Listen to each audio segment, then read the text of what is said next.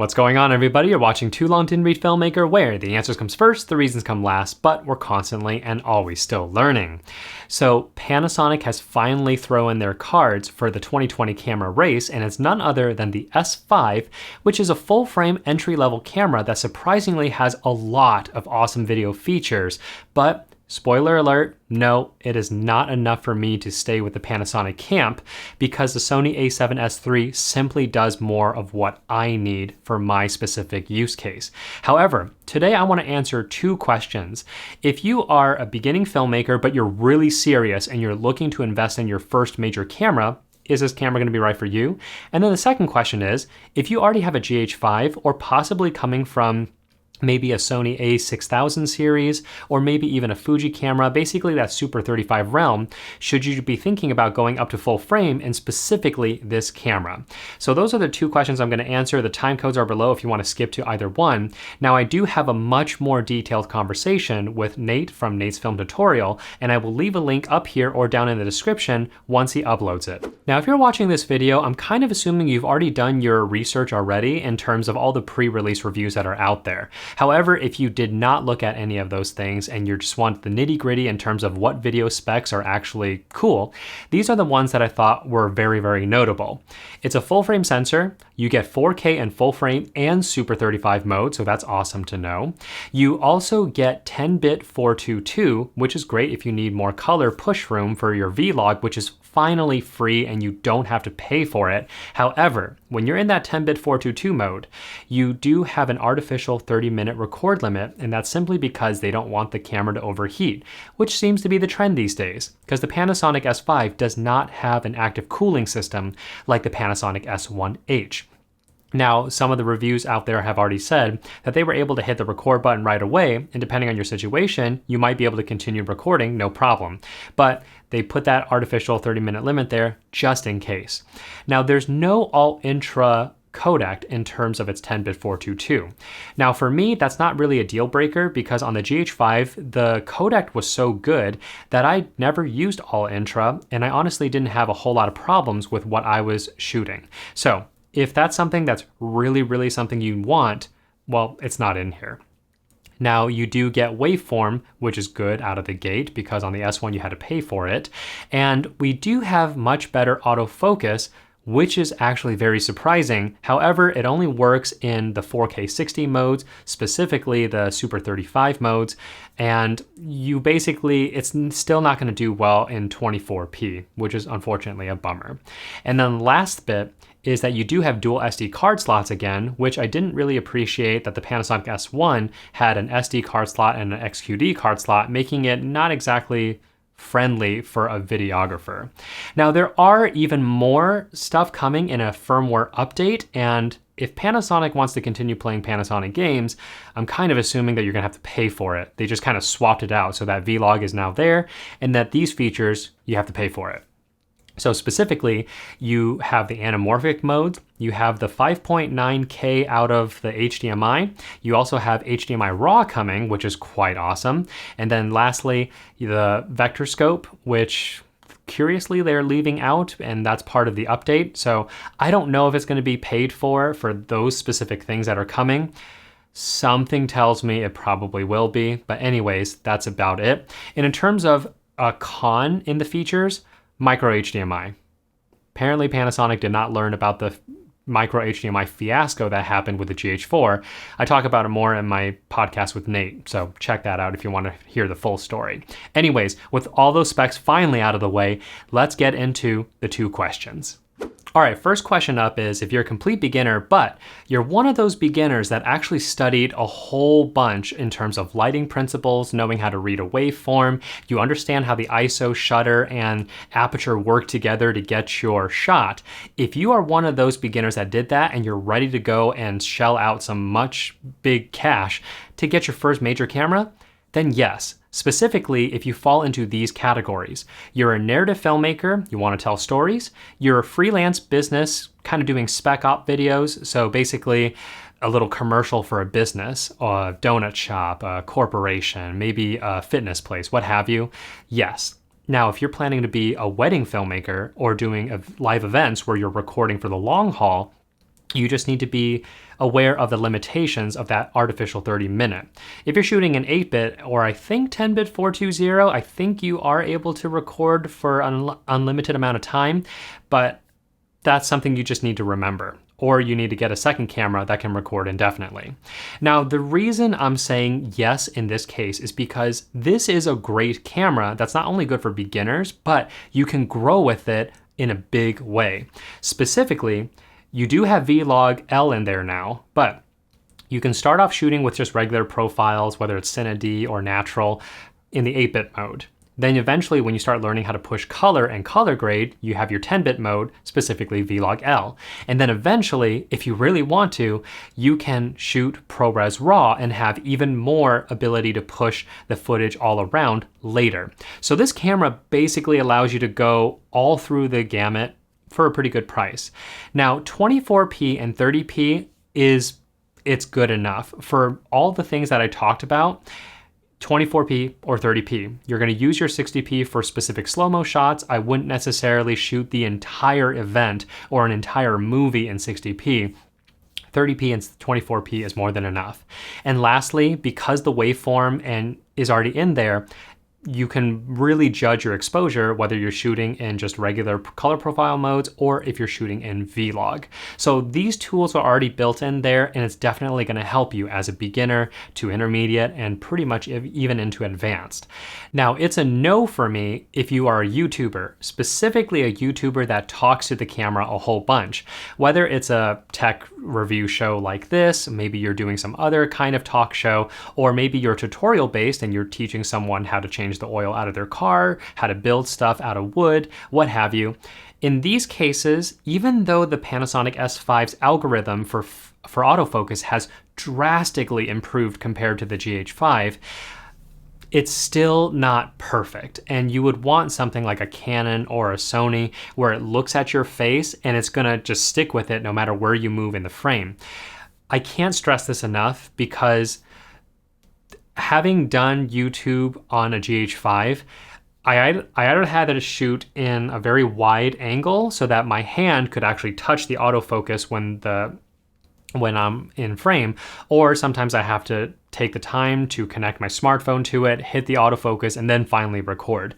There's just something to be said when you have a camera, you frame up the shot, you look at the screen, the flippy screen, you know you're in it, you hit the record button, you walk back into your shot, and it catches your face, you're ready to go. So if you want to use it for YouTube, you can, but I'm just saying autofocus is probably something you should be putting into your highest priority. So the second major question is, if you're coming from something like a GH5 or maybe even a Sony a6000 series, is the S5 something that you should upgrade to? Now, at this point in time, I'm specifically going to talk about this in terms of being a narrative filmmaker or some job where you are behind the camera and you're not talking in front of the camera. I'm throwing the whole YouTube out in this specific reasoning. So it's a yes, but it's really going to depend on what lenses did you actually invest in when you were using that GH5 and Sony a6000 series. Because if you used a bunch of native lenses, you're kind of out of luck. You're going to have to take some sort of budgetary hit to then invest in new lenses, whether you're going to do L mount, which I would say don't do that, or invest in a bunch of EF lenses, which I'm hoping that's what you did. Because when you were on the GH5 and the Sony, if you had already invested in like the popular Sigma 18-35, or maybe you just bought a whole bunch of full frame lenses, whether that's from Sigma, Canon, or maybe you got a whole bunch of vintage lenses that were full frame, well, moving to the S5 is no big deal, except now that you can finally use the full frame, full image circle, or you can punch in a Super 35, giving you some good options. Whereas on a Micro Four Thirds system, you were kind of just stuck with that, and you had to use a speed booster, which could mess around with your lens quality image. If you're coming from a Sony, well, you're basically doing the Super 35 thing. So now you just have the added benefit of going full frame. So again, it just really depends on what lenses did you actually use, because adapting it to an L mount is going to be no problem. Now, specifically if you're coming from a GH5, I actually think that if you're behind the camera all the time, having a GH5 and an S5 working together in tandem might actually be a really, really good deal. Because if you already have all those EF lenses and you're used to using the GH5, the thing that's going to tie these two together is actually the battery that the S5 uses. So the battery coming from the S5 can work in a GH5. However, the older GH5 battery cannot work in an S5. So you might need to invest in a whole bunch of S5 batteries if you want to use them interchangeably. But that is something that I think is going to help out a lot. Because let's say you do need a camera, a second angle, and you can use the GH5 for that. And let's say if you're doing weddings, well, the GH5 can record a master shot without ever overheating, and it can keep recording indefinitely. So that's something you could use if you are thinking about using it for weddings.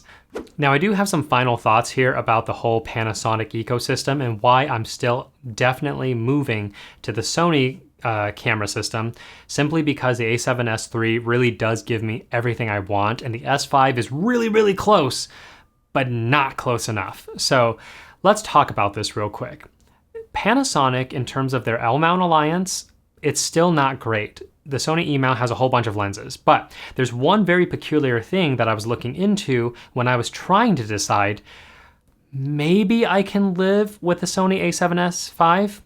No. And that's simply because the Sigma EF to L-mount adapter, you still can't use continuous video autofocus. Why not? If Sigma is part of this L-mount alliance, why is Panasonic not giving them, hey, this is our API, this is everything you need to know to make a really true EF to L-mount adapter. Here you go. Oddly enough, Micro Four Thirds also had this odd problem because those adapters didn't come to the market for a good while, and even when they did come to the market, really the only thing that anyone was able to do at the time was just make sure the aperture could move. That was it. You couldn't do autofocus until much, much later, whereas Sony was able to do that pretty quickly. So what's the deal, Panasonic? Why are you holding on to your lens manipulation abilities? And why are you not giving this out specifically to Sigma, who's part of your L-mount alliance? So, very questionable move. I don't know why that is. And again, Panasonic, these games, don't like it. When it comes to their G100, when they marketed it earlier this year, and also the S5, they did some questionable design and marketing choices. Specifically, the G100, they were saying, it's the best vlogging camera. It's a vlogger's dream. This is exactly what we made it for. Still didn't have good autofocus, people couldn't rely on it, and therefore not exactly a vlogging camera. So I don't really know what they were thinking when it came to that. In terms of the S5, what I don't understand is why did you make the body smaller than a GH5 but it's a full frame sensor? It doesn't make sense to me. I would have assumed that it was either the same body as the GH5 or at least the same body as the S1, but they made a completely different body that's smaller.